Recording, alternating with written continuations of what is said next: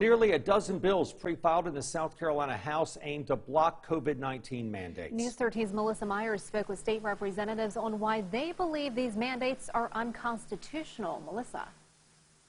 Yeah, Megan, Bob, state lawmakers tell me South Carolinians should not have to lose their jobs or schooling opportunities simply because of the COVID vaccine.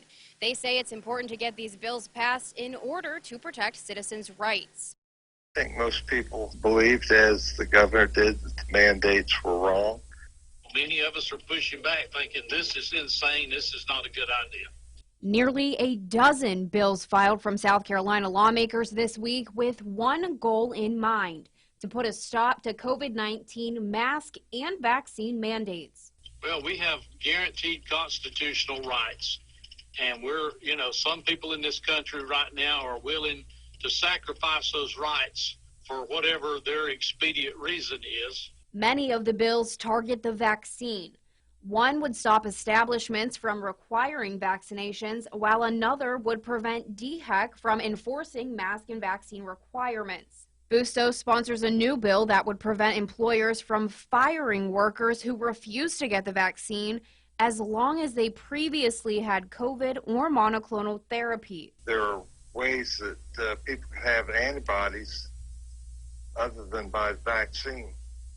I think in either circumstance that the folks should not be fired if they have the antibodies. But the biggest bill to come out of the House would be the one with the most sponsors. This would make it unlawful to discriminate against someone based on their vaccination status. According to Burns, Governor McMaster says as soon as it hits his desk, he's ready to sign it. Just because there's been a flu or a pandemic or whatever, none of those puts a timeout on the United States or the South Carolina Constitution. Now, once the House is back in session on January 11th, that's when the reading for these bills will begin. Now, Burns is hopeful at least some of these bills will be rushed through the committee and get on the floor as soon as possible. We're live tonight in Saukesty. Melissa Myers, News 13.